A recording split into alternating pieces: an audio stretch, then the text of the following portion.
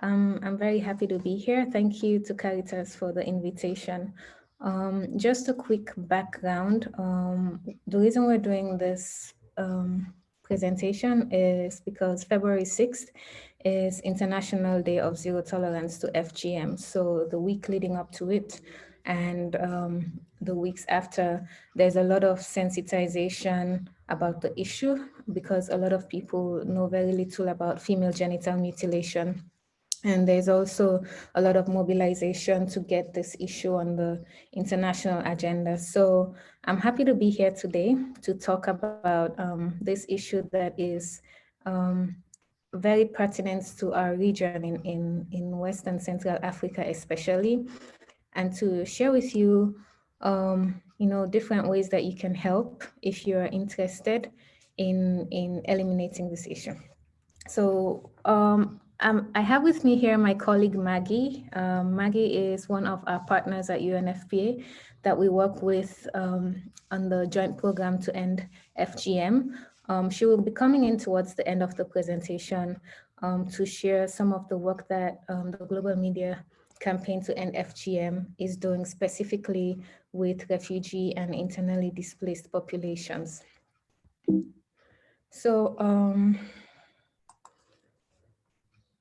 my presentation will be divided into two parts. The first part will give a general overview of what female genital mutilation is, where it's practiced, who's at risk, and all the different factors. And then the second part of the presentation will focus a bit more on vulnerable populations, specifically internally displaced populations and refugee populations. We'll be taking questions towards the end of the presentation, so you can type them in the chat box, or you can wait towards the end and we'll have a question and answer session. And then I'll also share some resources, so if you want to learn more about this issue, you can have more information at your fingertips. So starting very quickly, what is female genital mutilation? According to the WHO, female genital mutilation is the partial or total removal of the female genitalia for non-medical reasons. Now, I always stress the for non-medical reasons because there are a lot of procedures that people do to the female genitalia for medical reasons, and those are not considered to be female genital mutilation at all. But if you're cutting or scraping or removing a part of the female genitalia for aesthetics or for other reasons that are not medical, then it's considered to be female genital mutilation. Usually it's invasive and it involves the removal of healthy tissue. Now, there are 4 types of female genital mutilation according to the WHO. Type 1 is called clitoridectomy. So this involves removing the clitoris or the clitoral hood. So this area highlighted here. And this can involve anywhere from just piercing it with a needle to nicking it to actually removing the entire clitoral hood and the clitoral gland. This type 1 is the type that's most widely practiced in Western Central Africa, where I'm based. Now, type 2 FGM, oh, sorry. How do I go back? I skipped a slide. Okay, there we go. Type 2 FGM is a bit more extreme and a bit more invasive. This is called excision, and it involves the removal of the labia minora. So this is the inner lips of the vagina. And sometimes it also involves the removal of the clitoris as well. So they'll remove both the inner lips and the clitoris, but in some cultures, they'll just remove the inner lips.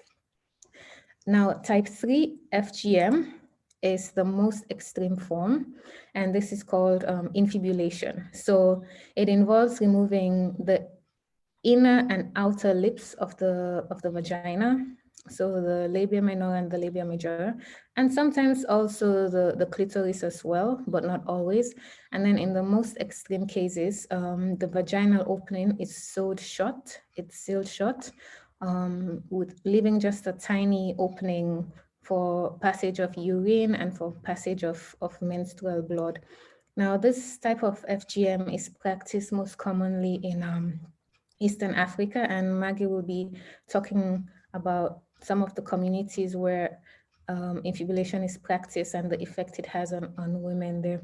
Type 4 is everything else. So any other amendments to the female genitalia, whether it's tattooing, whether it's piercing the clitoris, anything else that is not for medical reasons, a lot of people will be surprised, is actually considered to be female genital mutilation. And this is practiced by many women all around the world, but they don't consider it to be female genital mutilation.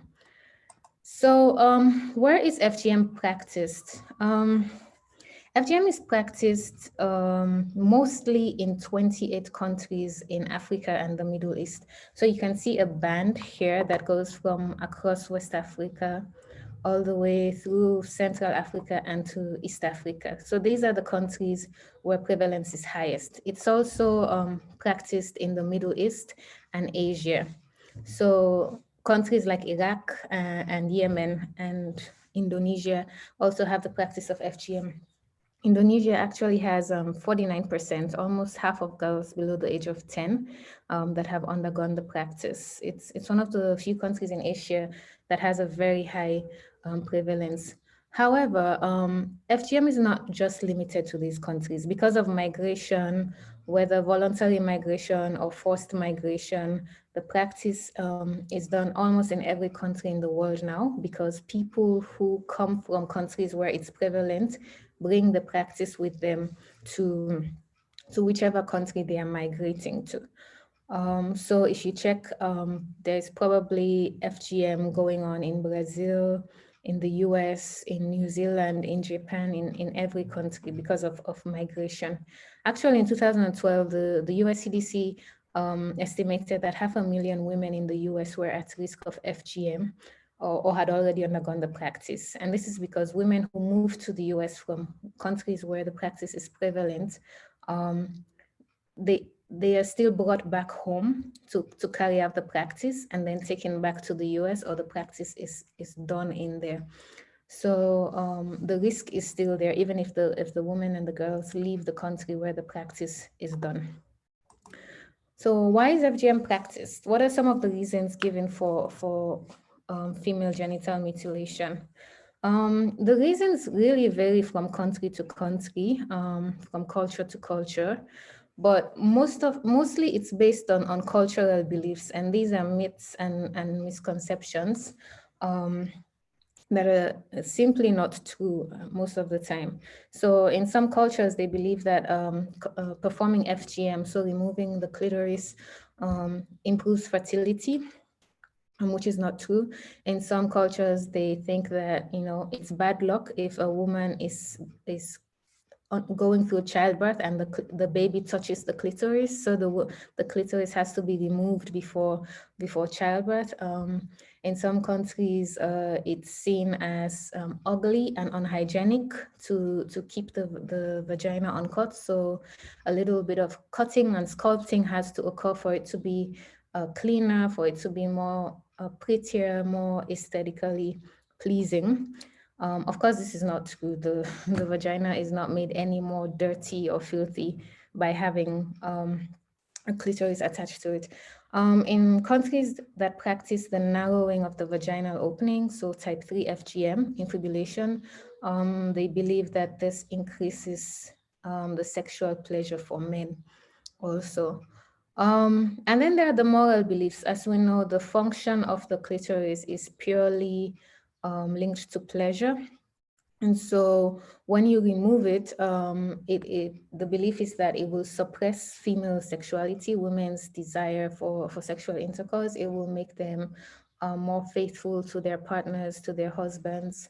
It will reduce their desire, their sexual desire. It will make them pure in general, because you're now removing this organ that will lead them astray, basically. And so it makes women more marriageable. So in a lot of cultures, especially in Sierra Leone, where I'm from, FGM is the precursor to marriage. So before girls are married off, usually in adolescence, the process is done to prepare them for marriage. There are also religious beliefs. A lot of people think that FGM is mandated by Islam. It's actually not. Many religious leaders have debunked this claim, but many people, millions of people still practice FGM because they think that it's mandated by Islam and they don't have an option. So who's at risk? This slide is a bit small, but I'll explain it.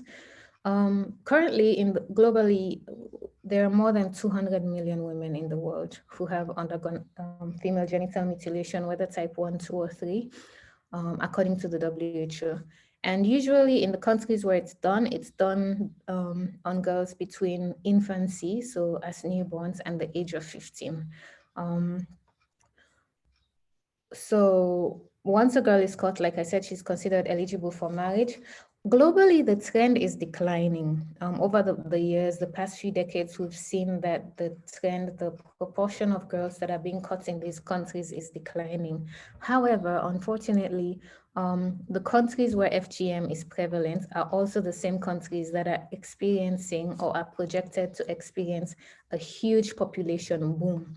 So all the offset that is, so all the progress that is being made with regards to the decline of FGM is being offset by the increase in the population. So the proportion of girls being caught is reducing in these countries, but the absolute number is still increasing just because more girls are being born in these countries. So that is what this diagram shows a bit. So here it shows that in 1965, 13% of all girls born in the world were born in countries where FGM is prevalent, which means that 13% of all girls born in the world were at risk of FGM. In 2015, this figure had increased to 31%, right? And by 2030, this figure would have increased to 35%. So by 2030, which is the deadline for the Sustainable Development Goals, 35% of all girls being born in the world will be at risk of FGM because they will have been born into countries where the practice is prevalent. Now, if you move beyond 2030 and you go to 2050, it goes up to 40%. So you see that whilst we're making progress, it's slow and we're not making progress fast enough to prevent girls from being at risk, girls that are being born in these countries. So who else is at risk? The age of cutting really, like I said earlier, varies from country to country. So in countries like Mauritania and Yemen and Nigeria, FGM is done on infants and on newborns. So as soon as girls are born, they're cut immediately or not long after. So girls are at highest risk immediately after birth. Now, if you go to countries like Niger and Guinea-Bissau and Senegal, etc., girls are caught in the first 5 years of life. So risk is highest when the girl is less than 5 years old. For other countries like Iraq and Egypt, they cut girls between the age of 15 and adolescence, between the age of 5, and adolescence. So usually between the age of 5 and 12. And then for countries like Kenya and Sierra Leone and Central African Republic, because FGM is a precursor to marriage, it's done after adolescence or during adolescence, So around the age of 13, 14, 15, that's when girls are cut. So your risk is highest as a woman of undergoing FGM. First of all, if you're born in a country where the practice is prevalent, and secondly, based on your age, your risk increases of being subjected to the practice.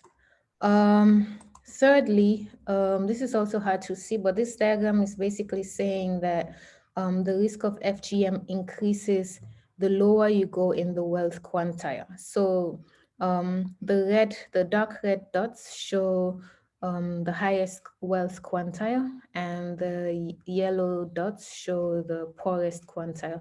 And as you can see, the risk of FGM increases the lower you go along the wealth quantile. So the poorer women are more, women from lower socioeconomic class or poorer women are more at risk than women from higher socioeconomic backgrounds.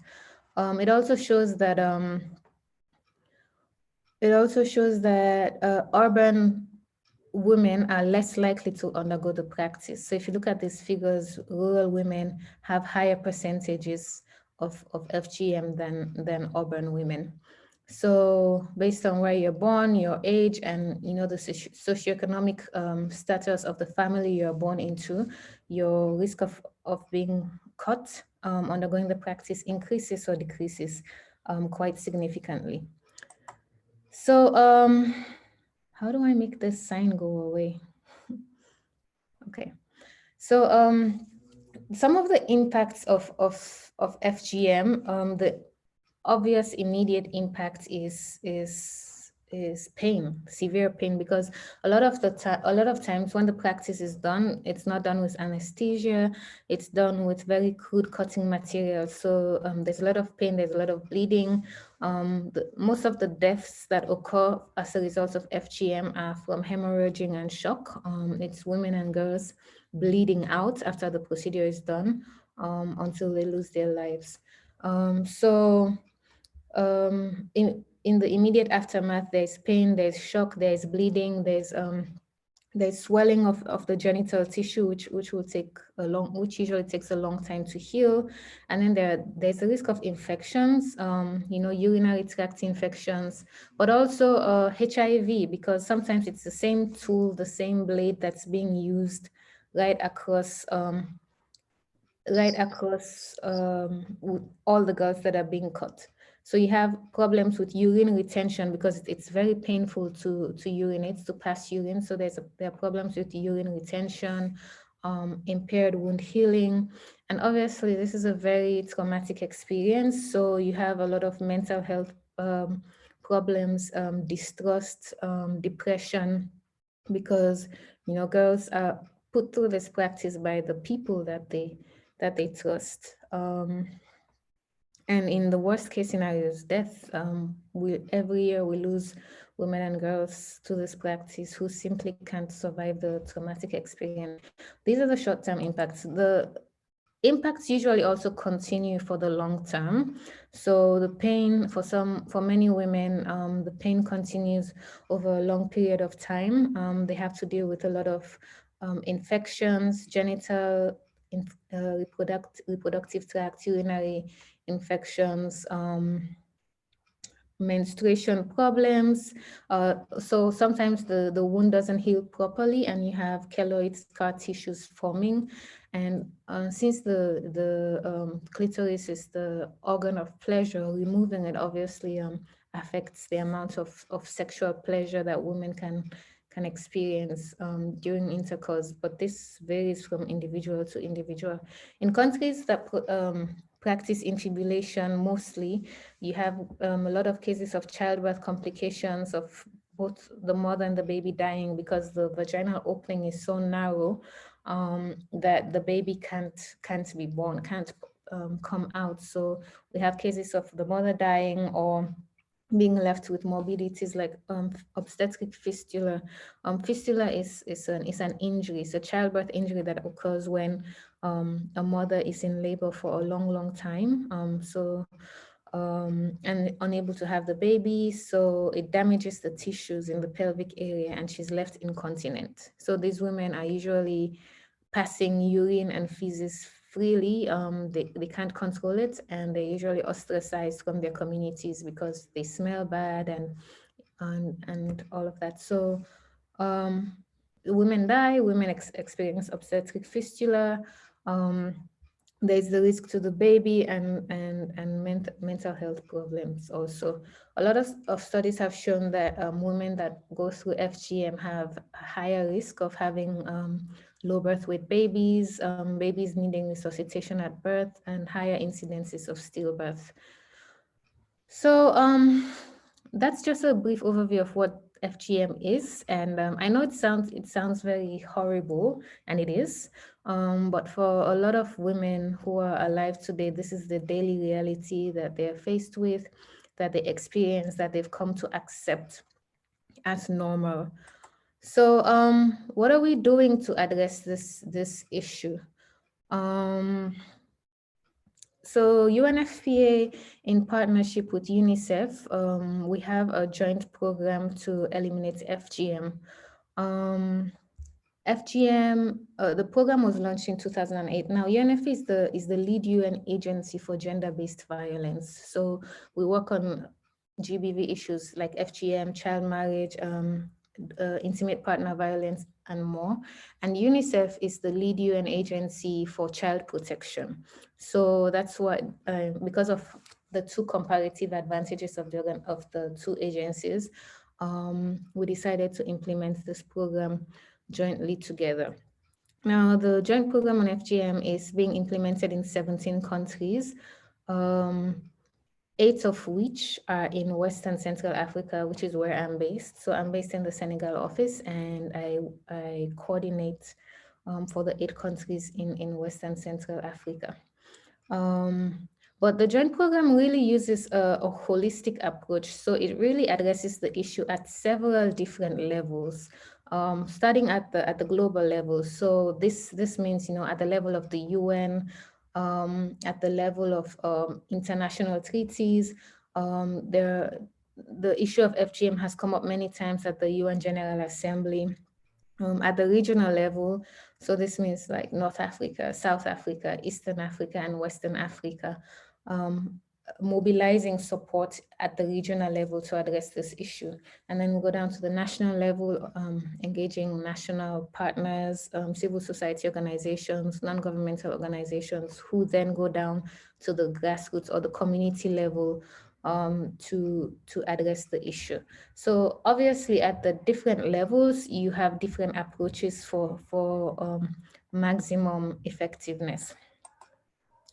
But mostly the approach we are using at UNFPA and UNICEF is changing social norms.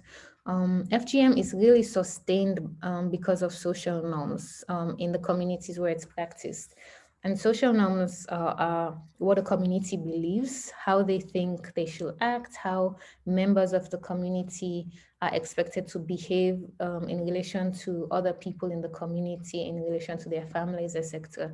So every community has a social norm. And then gender norms are, when you add in, sex and gender into it, how men and women perceive each other, as opposed to treat each other and more. So FGM is really a function of social and gender norms that keep women subjugated, that are patriarchal and that are misogynistic in nature.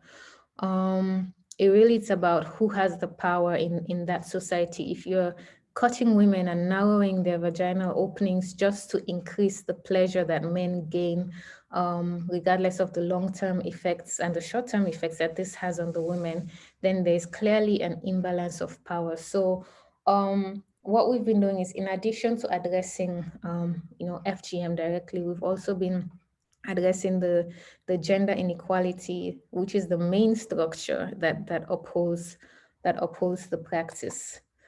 So how do we do this? We adopt a 4-pronged approach. First, we create the enabling environment at UNFPA.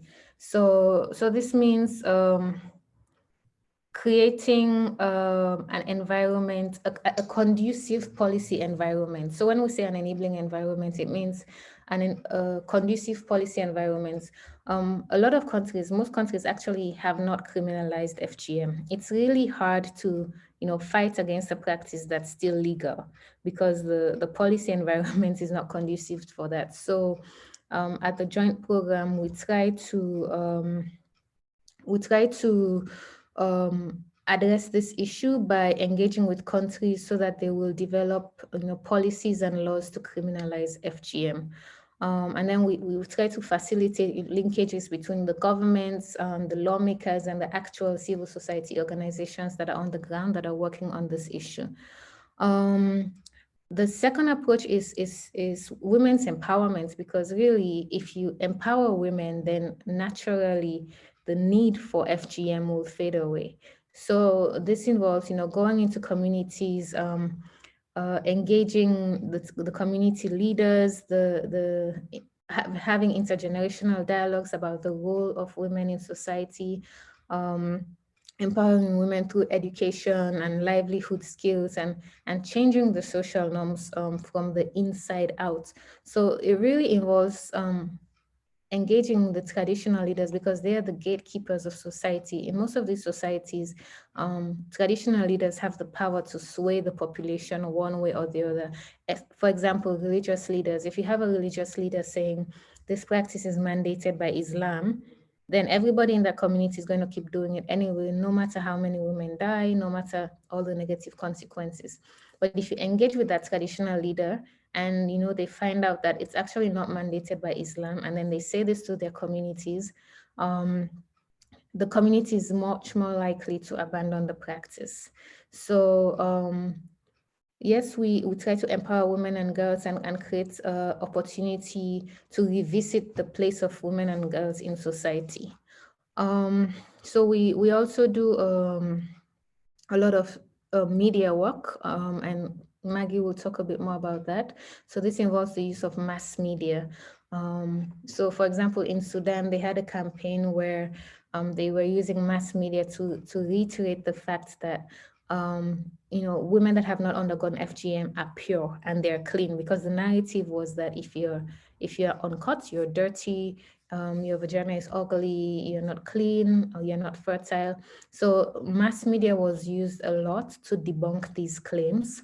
So a lot of energy and time is put into developing the tools and the messages to reach people on FGM in the right way. And Global Media Campaign on FGM, who are here today, this is what they focus on: developing messaging to counter the narrative that keeps FGM going. So we go into communities, we establish, girls clubs, we set up Girls for Adolescent Girls. We connect them to mentors, people who can educate them about their rights, who can build their confidence.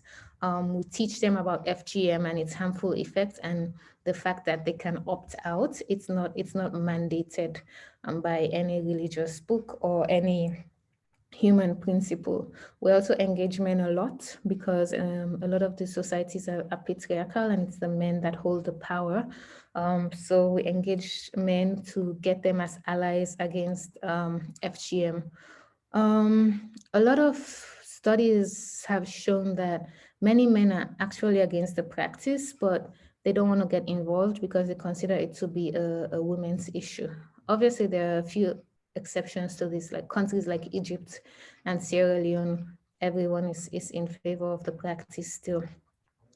So when we go into these communities and we implement all these programs, we really want, the challenge now is sustaining these programs, because usually we go in, we implement the programs, and then there's a public abandonment of FGM. So the community will come together, they'll put on a big ceremony, and they'll publicly declare that they have abandoned FGM. And sometimes they do, but not for long. If you don't sustain your engagement with them, they slip back and go back into the practice. So after the media fanfare has died out, and the media has left and all the dignitaries have left, we try to keep empowering community leaders to act as community-owned surveillance systems, for example, to make sure that the community doesn't go back to cutting. So this has been done in Senegal, this has been done in Nigeria. In Nigeria, we're working with really well-respected members of the community to follow up on these communities that have publicly declared the abandonment of FGM, to make sure that they don't go back. So our third approach is providing services for women and girls that are at risk or that have already undergone the practice, so they are survivors. So at risk and survivors of FGM. And firstly, we try to ensure that they receive adequate health care. So we go into the communities and we make sure that every community we work in, we train at least one staff member in the local health facility who will be equipped to deal with cases of FGM. We try to train people who can provide psychosocial counseling. We go into the schools and mainstream FGM into the curriculum of medical schools, of midwifery schools, so that medical practitioners do not perform the practice. We sensitize service providers. So this includes medical practitioners, teachers to talk about FGM with girls in school, police and the judiciary to be able to handle cases of FGM, and we also engage legal services for women that might need them. So for example, if in countries like Nigeria where the practice is done on infants, immediately after birth, we will go in and engage with and train midwives so that if a woman delivers a daughter, the midwife will be able to counsel the woman and talk her out of cutting her daughter, or refuse to do the cutting if the woman comes to her and asks for her daughter to be cut.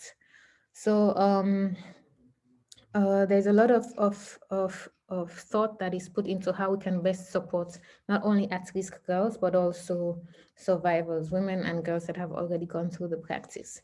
And then finally, we support evidence generation.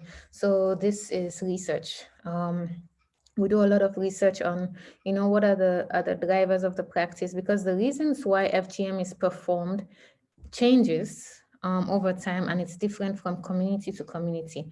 So in some countries, for example, Islam is the major driver, or the belief that Islam mandates it, I should say, is the major driver.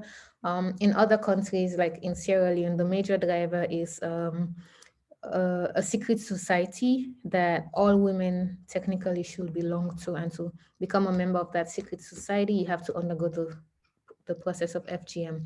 Now, the secret society is very powerful in the country, and it confers status and respect and power to women. So you want to belong to that secret society because, for example, if you're not a member, you cannot run for local office in your community. You cannot speak up among adults because you're still considered to be a child until you undergo the process.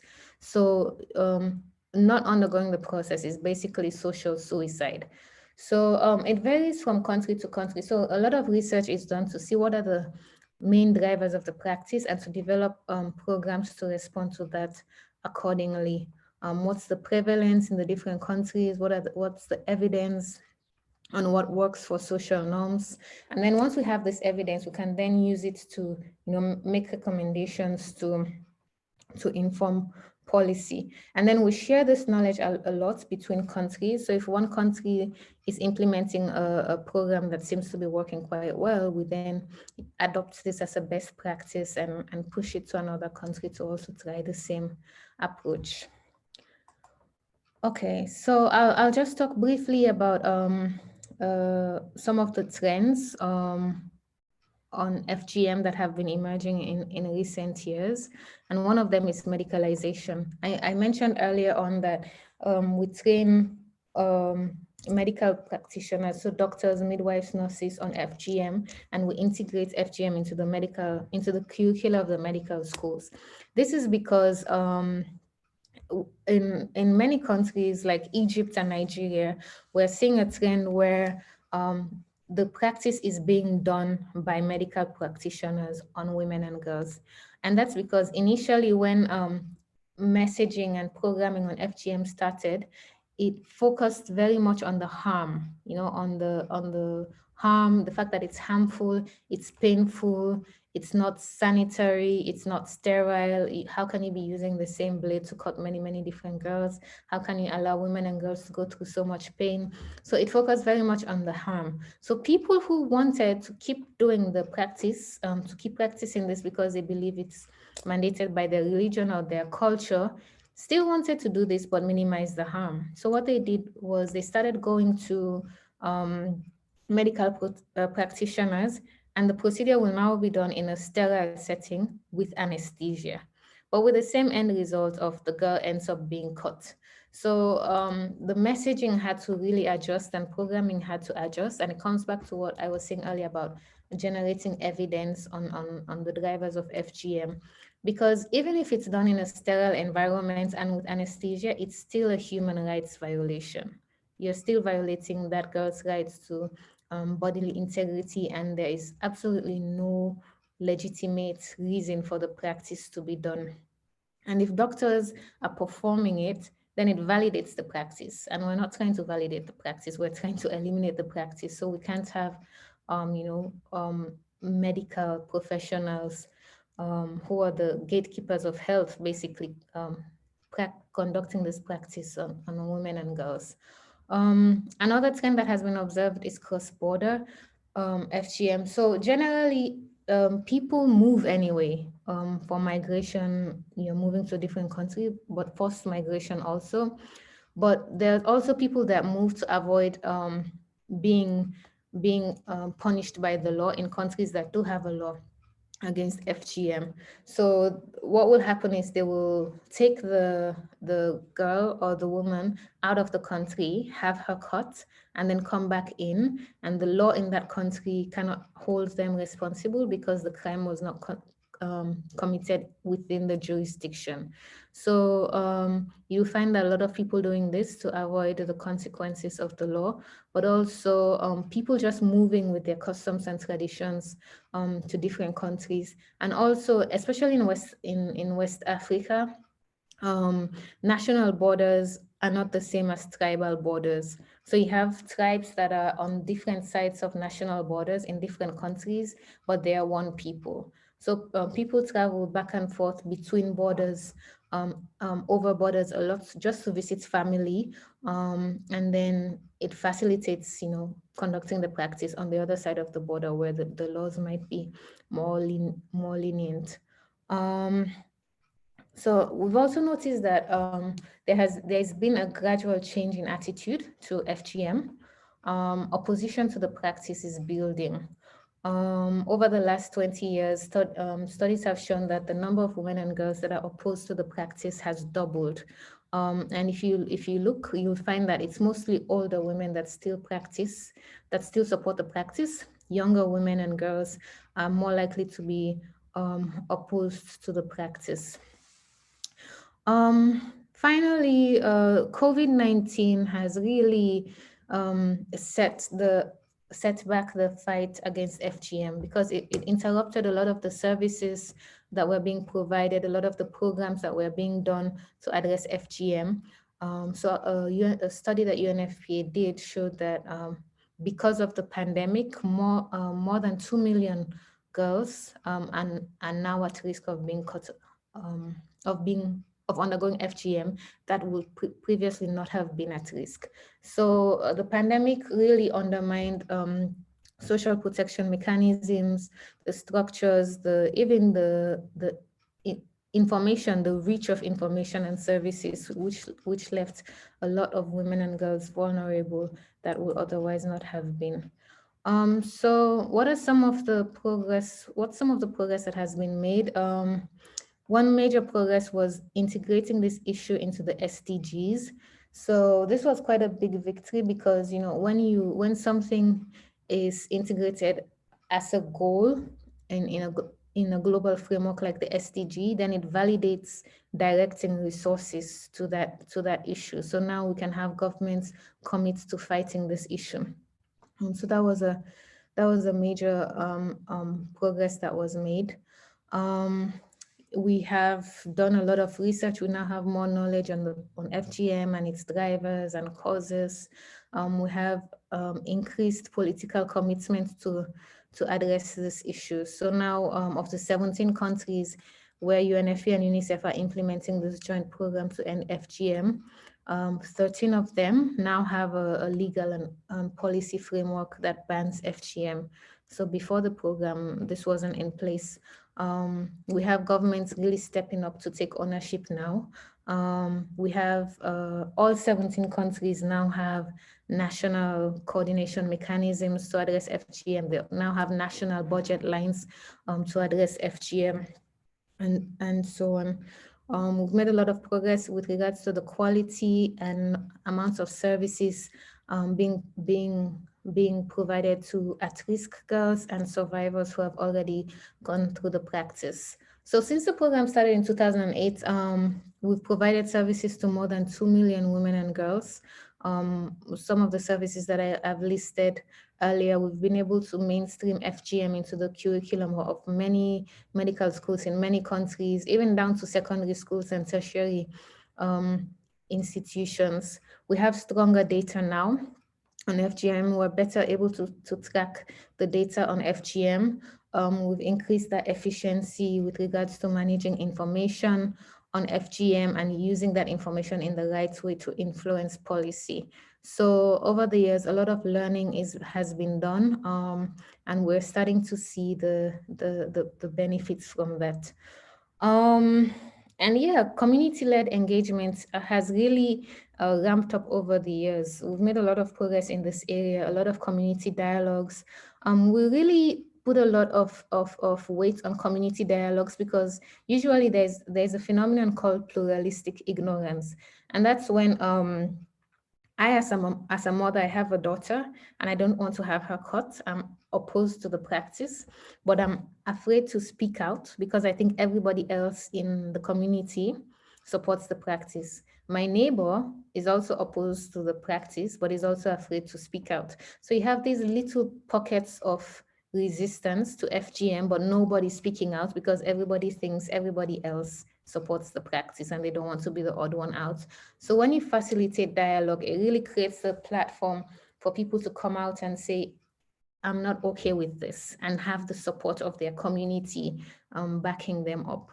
So we've reached over 25 million people with messages on FGM, hard to reach areas, vulnerable populations like refugee populations.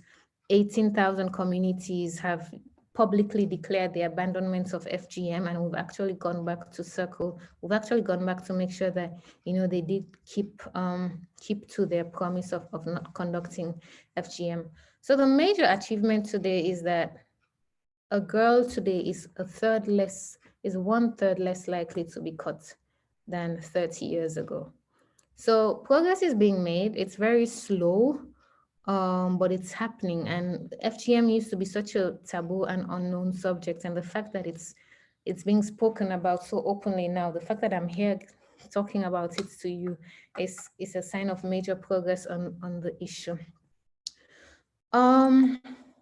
So I'll just talk very briefly about internally displaced populations and refugees. So this is really in the context of forced migration, people fleeing armed conflict or natural disasters or other crises. Now, it makes women and girls more vulnerable to harmful practices like FGM and child marriage because it really puts a strain on families economically and for countries where FGM is a prerequisite for girls to be married off, families do it earlier and families are pushed to do it more so that they can marry their girls off to ease the economic burden on the family during such trying times. And we also know that in a lot of camps, there's a lot of sexual and gender-based violence and abuse of women and girls. So families who are afraid that their daughters will be spoiled or their purity will be, taken away, will be pushed to conduct these harmful practices. And also in a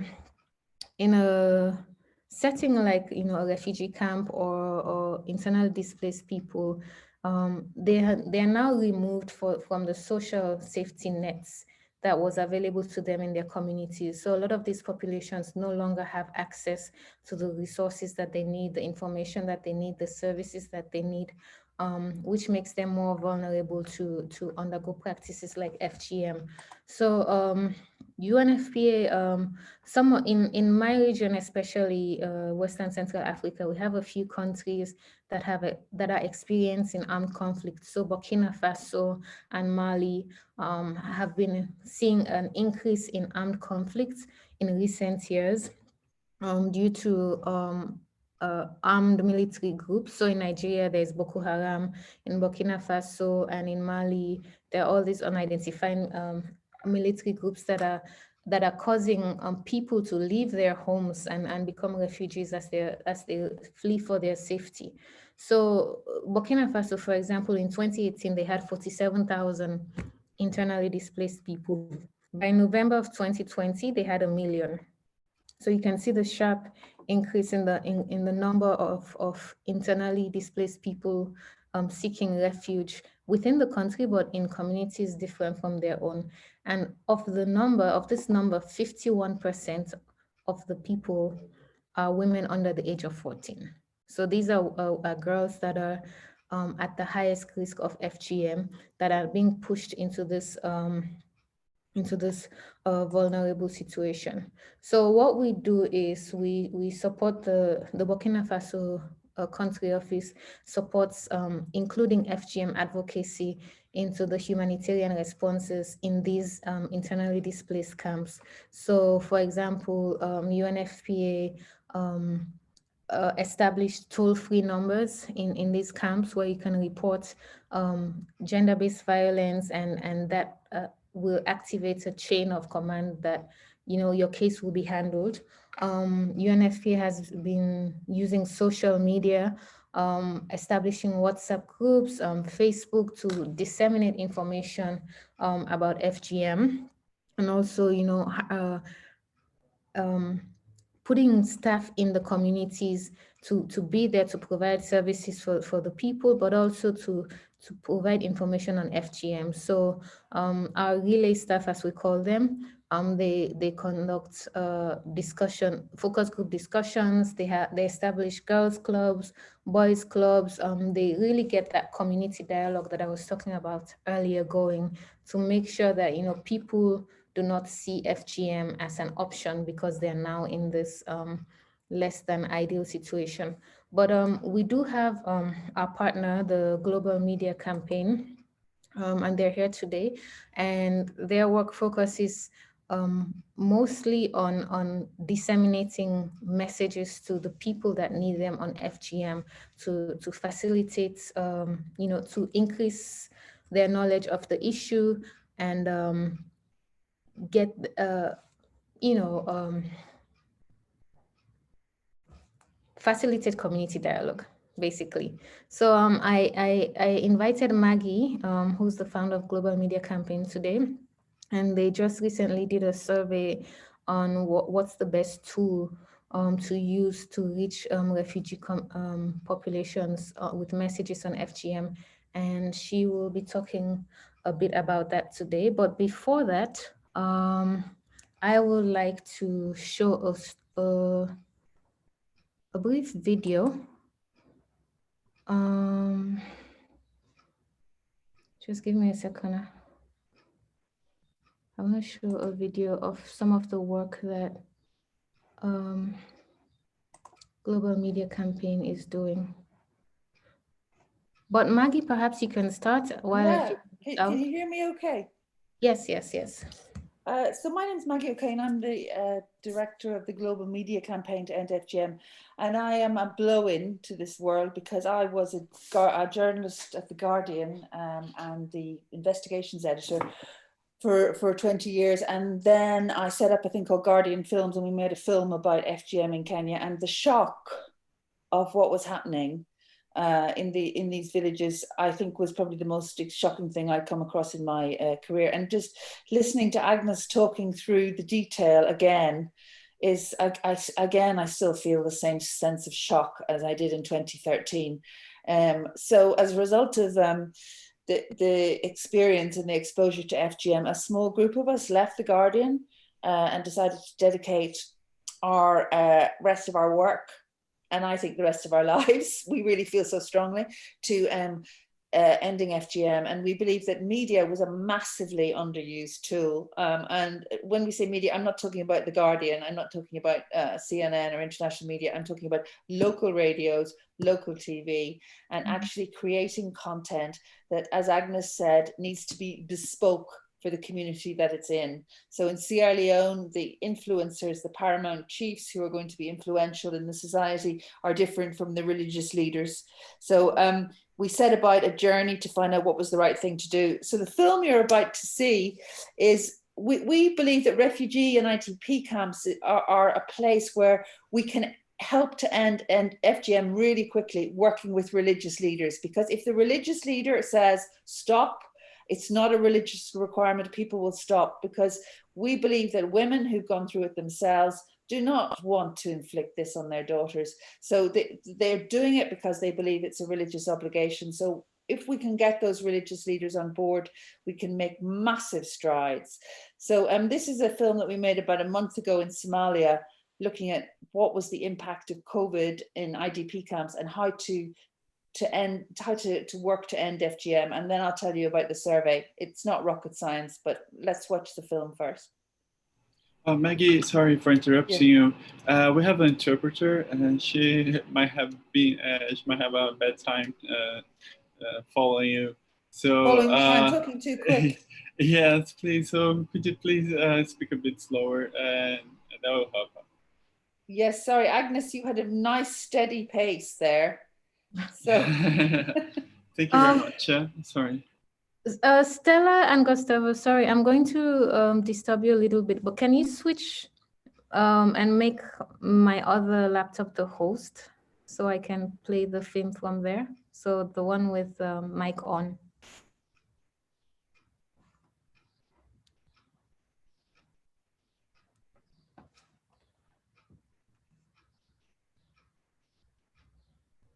Sorry. No problem. All right. Okay, let me see if I can. No, I can't yet. Okay, just a second. I'm trying here. No pressure. So the place where this film is set is just outside the capital, Mogadishu. And it was filmed by a Somali cameraman that we work with, and who was gathering the experiences of women who were, because of lockdown and because of COVID, even more trapped within the refugee setting and were unable to go to hospital. So as Agnes had spoken about, the major complications that happen because of FGM are particularly acute in among Somali women. And it's estimated that they have the highest female mortality rate in the world, with up to 1 in 10 women suffering or dying in childbirth or suffering from severe medical complications, because basically the scarred vagina isn't able to stretch to let the baby come out. So women die. So this film is about what happened to some of the women who gave birth over a month in this particular camp. Okay, great. I think I have it now. Can you see my screen? Yes. Yeah. Okay, great. Let me just play.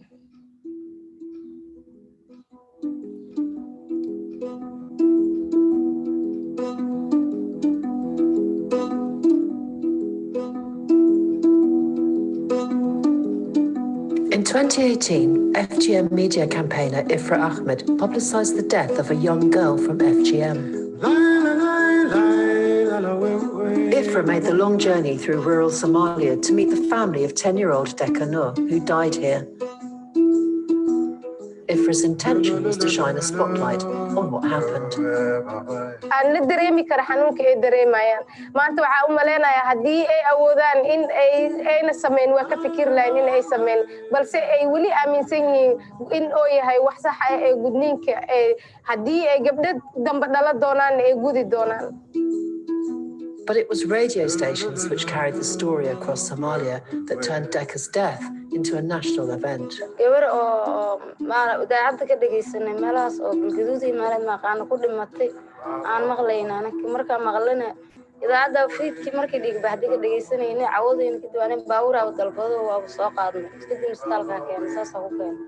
warka waa orar waa isku gudbinayaan isla markii gabadha dhusmareeb ku dhinto Soomaaliya oo laga wada maqal arrinta waxay noqotay mid la wada maqlay ay noqotay meediya qaar hadal ku maqla dadka reer baadiyaha xitaa waxay ku maqlay ku maqlay marka hadda waxa dhacay markii gabadhii la dhaho maxaa ku dhig maxaa ku dhacay la soo carraa.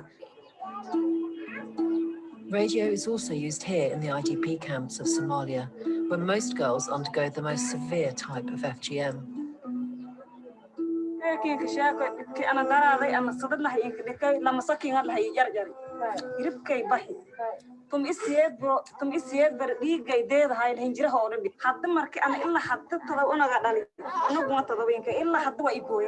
In the first 2 weeks of October, it was reported that 7 girls died here in this camp from FGM. The youngest was 9 years old. Cutting is happening every day. In COVID-19 is increasing. Circumcisers going and door to door offering and cut girls. The schools are closed because the children are getting time for the injury.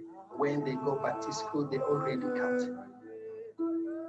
Somalia has one of the highest maternal mortality rates in the world. Here on October the 10th, a young woman went into labour.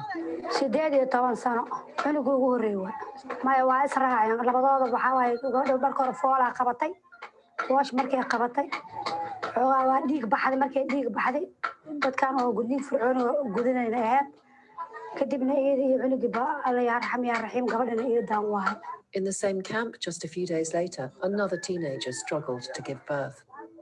gabartii markii la qaado baabuurka saas loo saaray nafta waa badiis ilaa halay foolanaysa meer soo marmale unug ariiri meeshii ahayd.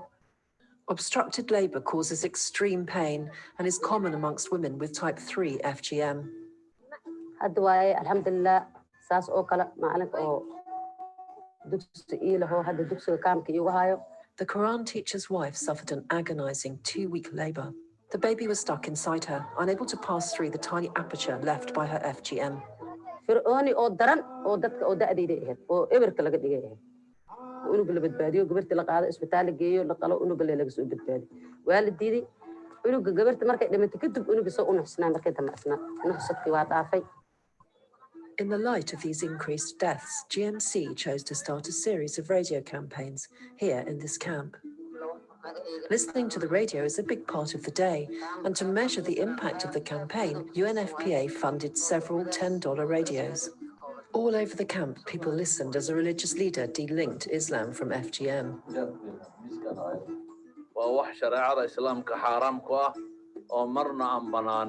culummadan wax walba ay sheegaan idaacadaha kasoo dayaan wax walba ay dhahan ka hadlaan samee cadaaseeti wax walba rekoorkaas ay ka waramaan wax al wixii dhahan ay noo soo jeediyaan waa ku mahadsan yihiin waana aaminsannahay.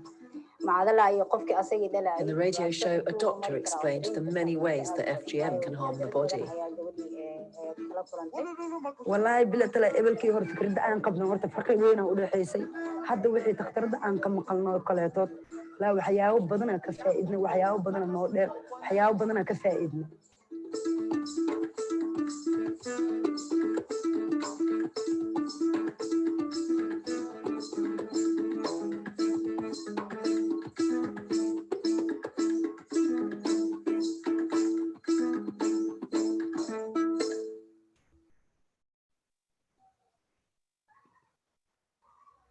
Okay.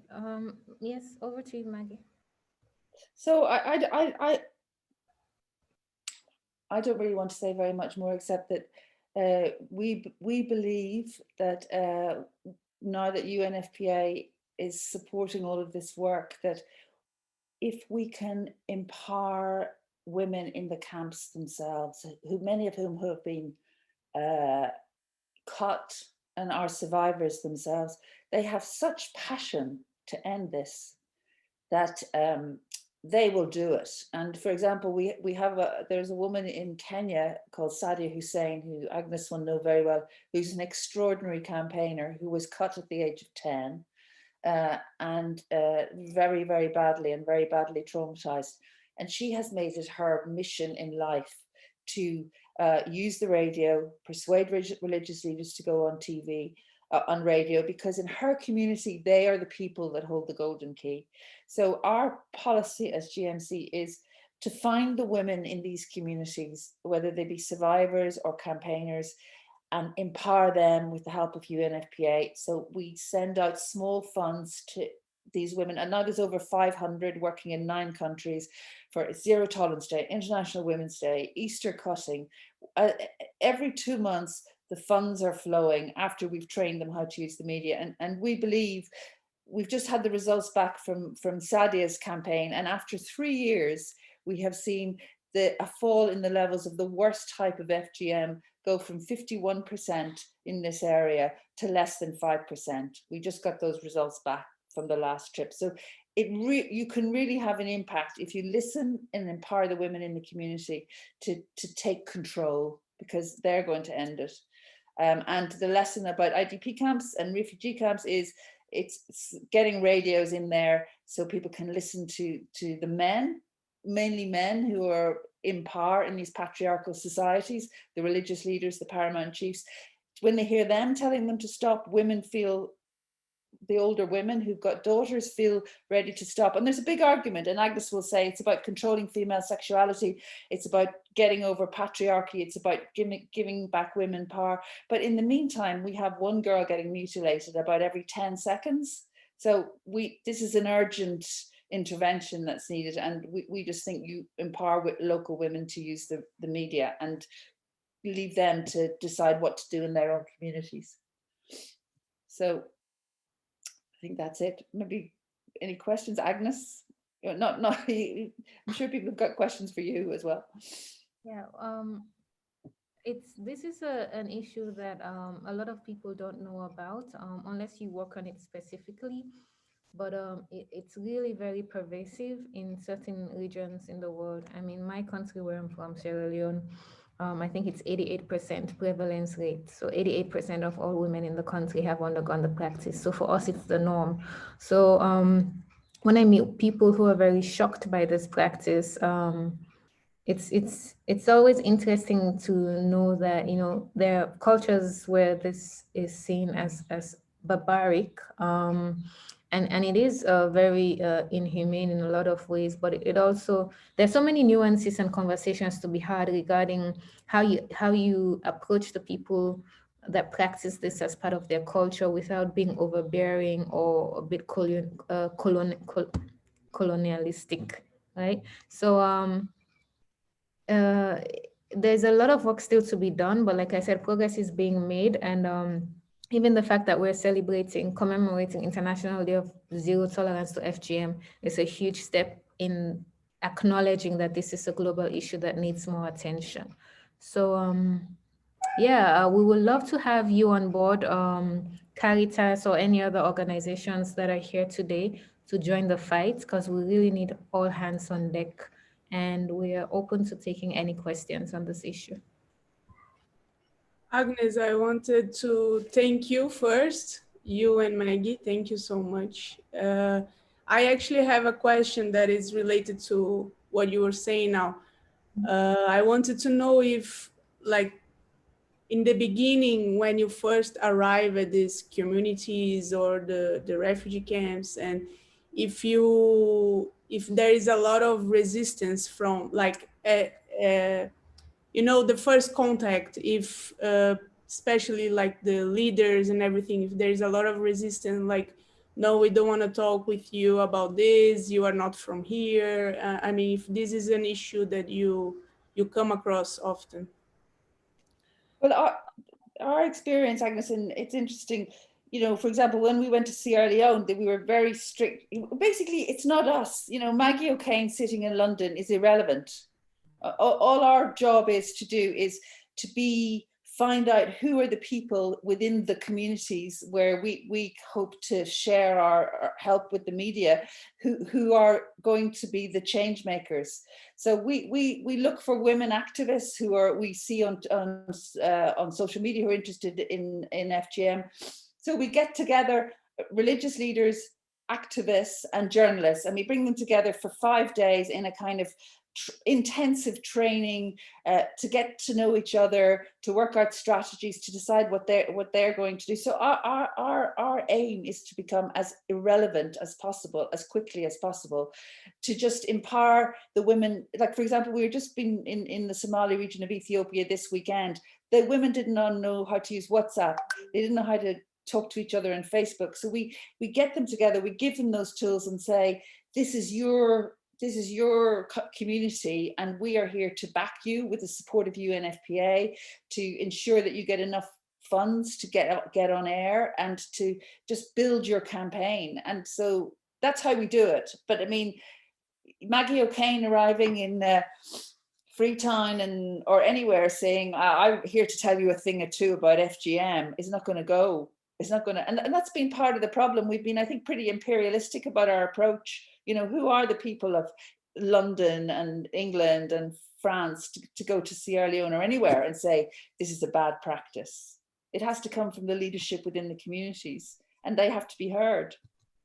Yeah, I completely agree with Maggie. The level of resistance depends on who the messenger is, who's the bearer of the message. People are a lot more receptive to members of their own communities. So as Maggie said, we have a lot of women that are doing amazing work sensitizing their communities on FGM. In Sierra Leone, we have a lady called Rugiatu Nene, and she has an organization that is trying to introduce an alternative rite of passage into the secret society that I mentioned earlier that does not involve cutting. So she has access.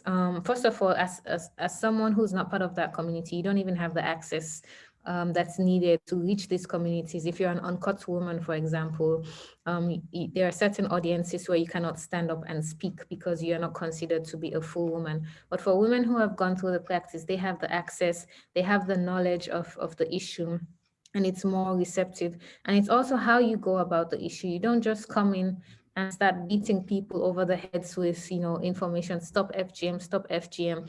You integrate it into other services that you provide. You integrate it into community wellness programs, into health programs, into education programs. And we have one of our other partners called an organization called Tostan, and they've seen remarkable levels of success because they have a strategy. I think it's a 5-year strategy where they go into a community, they gain the trust of the community. They don't just go in and start talking about FGM. They go in and start talking about clean water. They go in and start talking about education.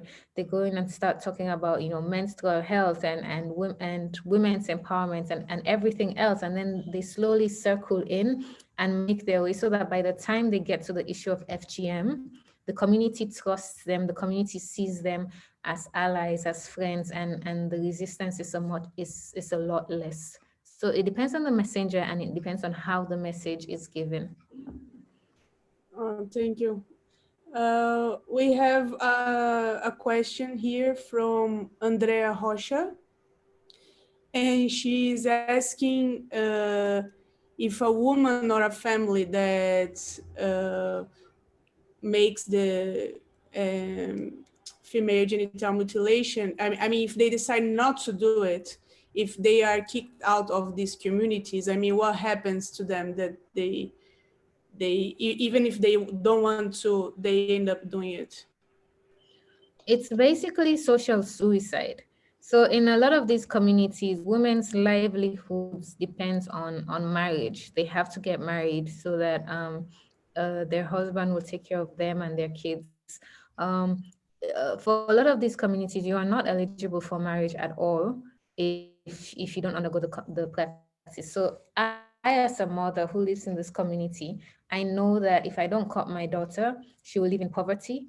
She will be stigmatized. She will be ostracized. As I said earlier, you lose access to certain privileges that come with being a member of that community. You cannot speak among others. You cannot interact with others the same way. You don't have the same privileges as others. So it's social and economic suicide in a lot of these communities. It's even unheard of. There are many, many communities where it's unheard of for the women to not go through this practice, because it's seen as a natural rite of passage. You're a child and then you become a woman by being cut, and then now you can marry and have kids and hold a job and all of that. Thank you. I guess we have Mariana who wants to make a question herself. Mariana? Yes. First, I'm going to apologize because my English is horrible because I haven't been practiced for a long time. But I'm going to just say thank you. It was really good knowing more about FGM. Also, I've been working in an NGO that fights against FGM, which is called Tanzania Development Trust, since August of 2020. And what they do that is really helping to end this is mapping. I don't know if you know this method.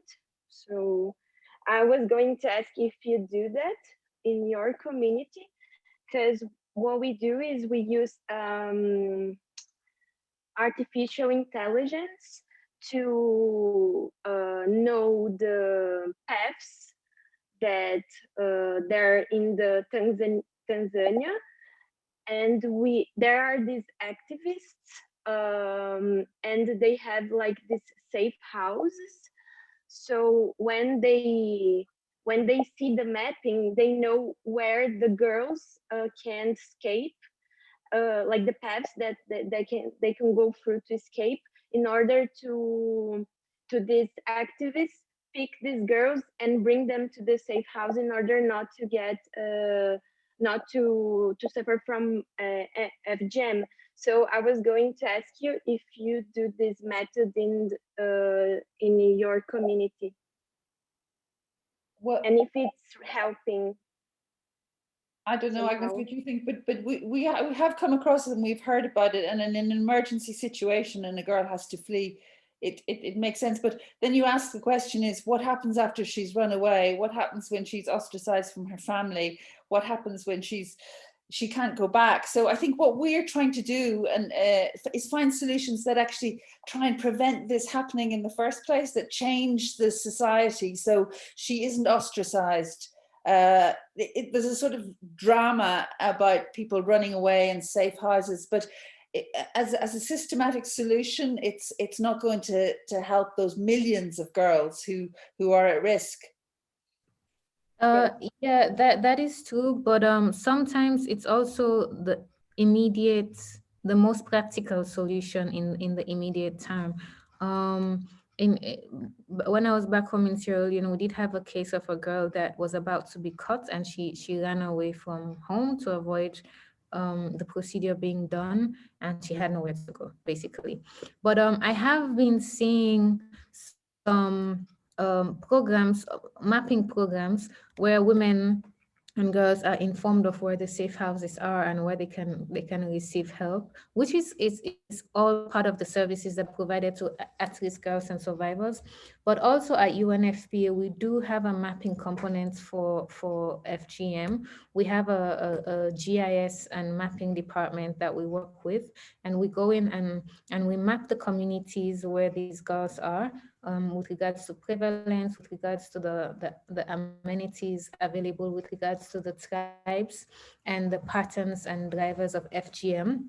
We're currently doing a study on cross-border FGM right now in West Africa, and we're working closely with our GIS colleagues to map how the flow of migration for the purpose of conducting FGM, how it's being done, because it's usually depends on tribes, the tribal distribution of people. So people who belong to one tribe in one country are more likely to migrate to a different country where that same tribe is prevalent to undergo the practice. So yes, there's definitely a mapping component with regards to studies and research and drivers of FGM, but also identifying the key characteristics of communities where FGM is prevalent, to see which programs, which interventions we can introduce into those communities to reduce the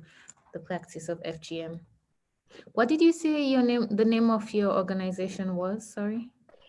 Tanzania Development Trust. Tanzania Development Trust. Okay. Well, I work in West Africa, but I know Maggie, the GMC, also works in Eastern Africa. So I don't know if we're looking at cross-border cutting in Tanzania, which is what we're going to be doing next year. So it would be really interesting to connect with you. And I'm sorry, I don't mean to be at all dismissive. I just think we need to sort of, yes, everything helps. And if you're a girl on the run, then you want to know where to go. But we've got to think bigger, I think, which we are trying to do. But it would be interesting to talk to you in terms of the prevalence areas. And maybe I could get your contact after this. Yeah, sure. I can give you my email if you want, or WhatsApp. I don't know what you prefer. For me, it doesn't matter. Yeah, I'll get hold of your contact after this. Either would be good. Okay. Okay, I'll give you in the chat maybe. Thank you. Yes. You're welcome. Thank you. Are there any other questions? Here at the chat room, I can see if there is anyone else who wants to ask a question. Can I ask a question? Yes, of From course. your organization, what does Caritas do on FGM?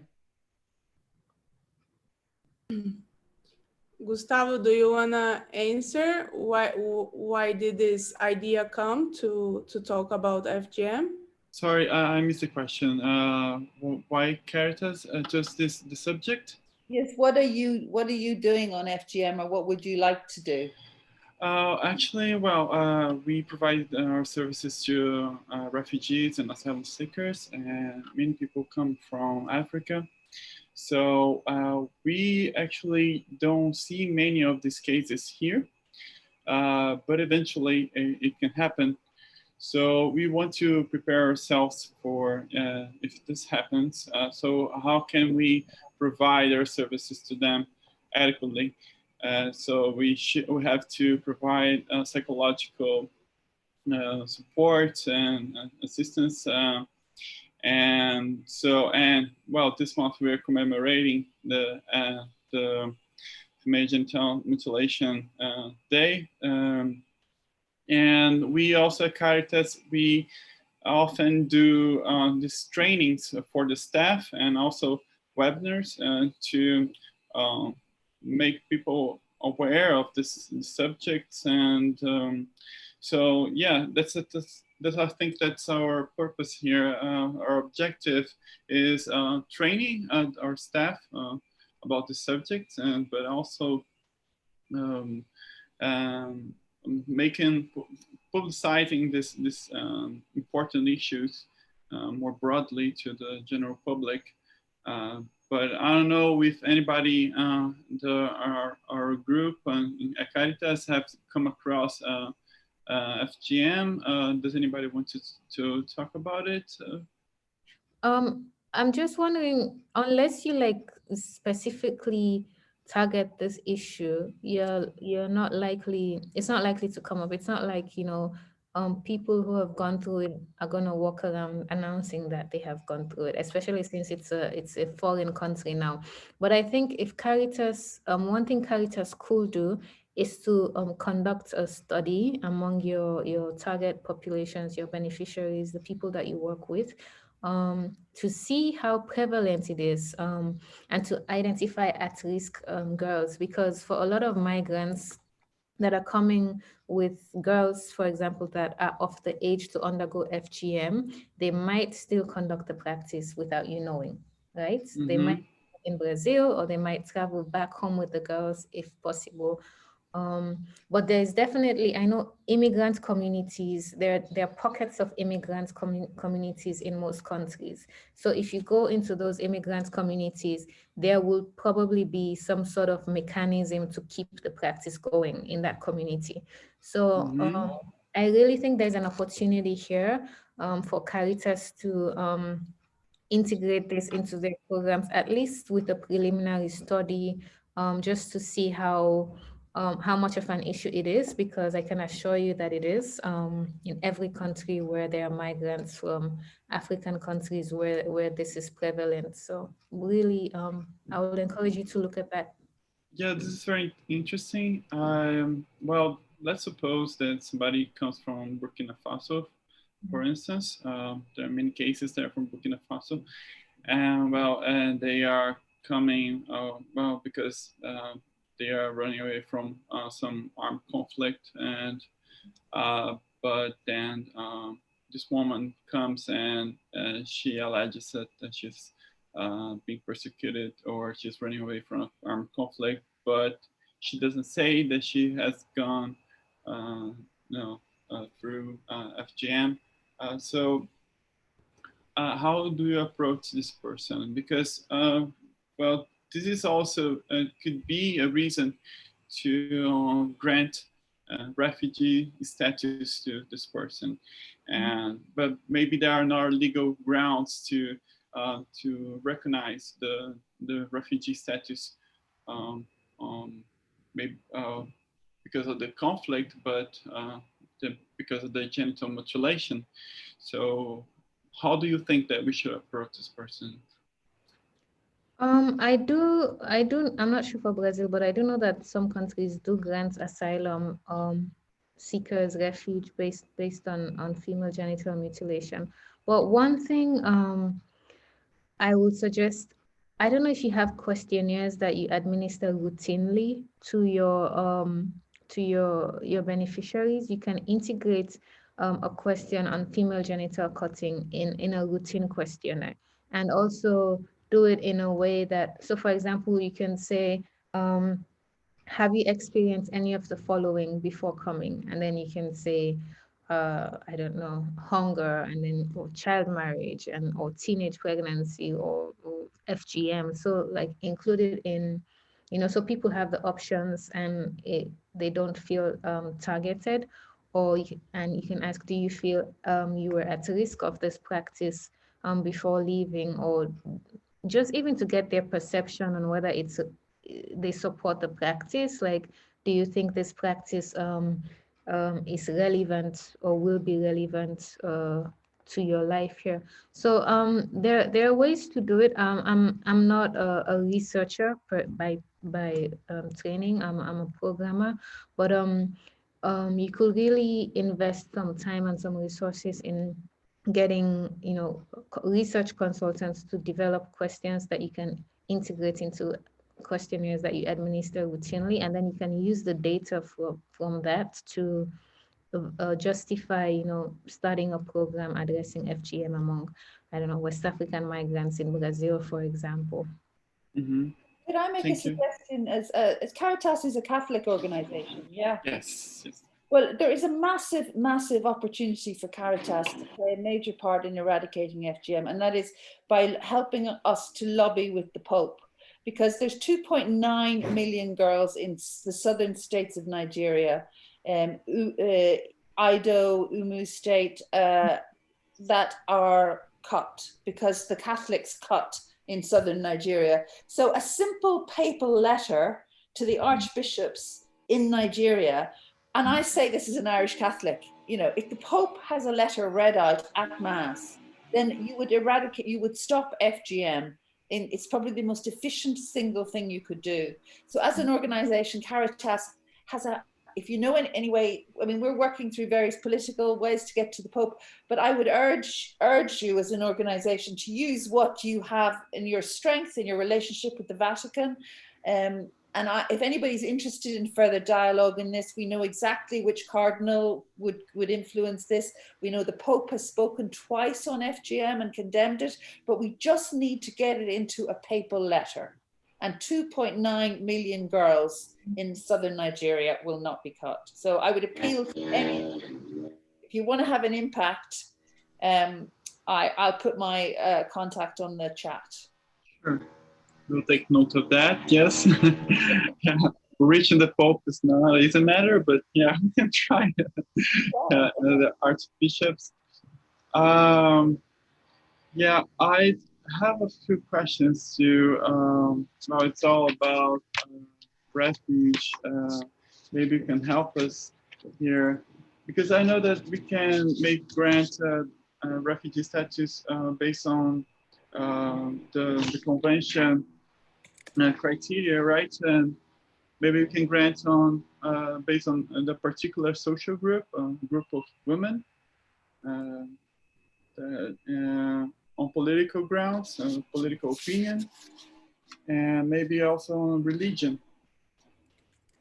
So I don't know if you want to talk a little bit more about this. How can we grant a refugee status to persons based on these three topics, well, political opinion, on social group, and religion? Well, you said that Nigeria, Southern Nigeria, there are Catholic girls that go,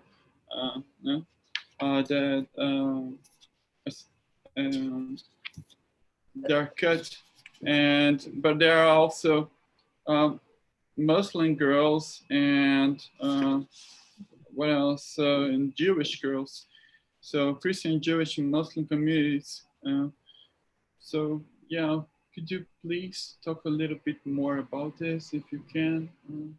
I mean, I see an opportunity here for social group, and this is why research is so important, because based on the demographic location of a person, so their country of origin, their age, some of the things I talked about, the society they were born into, you can be able to identify which people are at risk, right? So for example, if you are having refugees from, let's say you have a 13-year-old girl who's a refugee from Sierra Leone, you know that based on the data, she's at that age where she's at highest risk of being caught, right? Based on her social group, which is being born into a tribe that practices FGM or family that practices FGM. So it's important to have make evidence-based decisions, right? The data is already there. It's just a matter of going back and mapping, coming back to the mapping point, mapping at-risk girls, women and girls, and saying, okay, if these people are denied asylum and they have to go back to their countries, what are their chances of escaping this harmful practice, which is torture, and it's a violation of their human rights. And I think a lot of refugees are escaping, when they're escaping difficult situations, it's because they don't want their rights to be violated. So I think based on social group alone, that's enough. But also you can talk about, religion. A lot of communities that think that Islam, that practice Islam, for example, believe wrongly, but they do believe that Islam mandates FGM, which is also the case for Nigeria. Nigeria is actually one of the countries that is responsible for a very, very large number of FGM cases just because of the sheer size of their population. But yeah, so on the basis of religion, on the basis of social group, and also it's an issue that people are very passionate about. So if you have a dissenting view, that can also be seen as on the basis of a political view. In Sierra Leone, that will definitely qualify, because people are very passionate about this issue, and people that are seen to be dissenting are almost in danger sometimes with regards to like the verbal attacks that you get from people who do support the practice. So I think there really is an opportunity there, but more research has to be done to make sure that whatever decision you take is evidence-based. Thank you very much. Yeah, and Maggie, I have just received this information here that we are gonna pass it on the message to our director, and maybe he can send a letter to the Pope. Yeah. Yeah. Well, I'd love to talk to him. Maybe you could connect us and I could talk about the strategy, because we have a very clear strategy. We just need influencers, like the director of Caritas would be great. Sure. Yes, Yeah, we are here for this, I think. Yeah, I think that to create these networks and to help ourselves, right, as organizations. And yeah, for sure. I mean, I can give you my email, and yeah, let's talk. And as Agnes said, because of the sheer scale of the population in Nigeria, I mean, it's the second highest number, or more than half the girls in the world who are cut come from Nigeria, because the country is so big. So this is an opportunity for Caritas to have a massive impact. Yes. No pressure. I'm just curious to know about, for your country office, Caritas Brazil especially, do you only work in Brazil, or do you work with other countries where migrants come from? Well, actually, Caritas is not a single organization. There are many Caritas, right? And so there is for instance, here in Brazil, there are many Caritas. There are two main ones that are based here in São Paulo, and another one in Rio de Janeiro. There's also the national Caritas, but they are pretty much independent. But we also are a network of Caritas. So there are Caritas all around the world, but they are all independent, although we are under the umbrella of the Catholic Church. So, I do know that, I mean, I am aware of Caritas. I know there's Caritas in Serra Leoa, and in a lot of the countries where FGM is practiced, is quite prevalent, that Caritas is there. So maybe another approach would be to connect with your offices, your country offices that are already in those countries, to see how you can support in a And I'm sure we would be delighted to come back if you organized a webinar with you know, specific countries. We have films from most countries about what's being done, so we could present what UNFPA and GMC is doing. Yes, one idea here that I have here is we can. I want to use all this material you're producing now with this video, with this webinar link, and we can make some guides to for our staff, and also for asylum seekers and refugees, and maybe you could help us to create this guides, and we could also talk to other Caritas, and to as Agnes said, data is really important, right? So I think that we'll definitely be happy to support the joint program on FGM. We'll definitely be happy to support an intervention like that, creating a guide. We can link you up with our headquarters because they handle a lot of the knowledge management and sharing and tools, development of tools that we then use at the level. I think That's we great. can maybe arrange a meeting with our coordinator as well, and Agnes and Maggie, or I don't know, the responsible person, so to discuss these things and the strategies in the future. Yeah. I'm so sorry, guys. I want to thank you very, very much. I have to end it, but thank you very much. I think here in Brazil, not a lot of people know about FGM, so for sure it was really, really interesting to everyone. And thank you so much for your work and everything you're doing to end FGM in the name of Caritas. Thank you. I also would like to thank you very much, Agnes and Maggie. Thank you for coming here. Agnes has been always very open and helpful, and it was great. It was really great. I'm really, yeah, what can I say? Really happy with your help and this webinar. Thank you so much. And thank you for Raquel, who is in the other room right now, just translating everything. Oh, yeah. So more people. Thank you guys for speaking slowly. For speaking so fast. Oh, it's great. I would like to thank you all as well, both Caritas and Agnes and Maggie. I think your job is too important to just be held just in one webinar. So I think it's amazing that you're spreading the word, and I'm glad to be your voice for 1 hour and a half. Thank you for the privilege. Thank you very much. Thank you. Thanks, Agnes, for having me as well. Thank you. Thank you, guys. Bye Bye-bye. bye. Bye-bye. Thank you.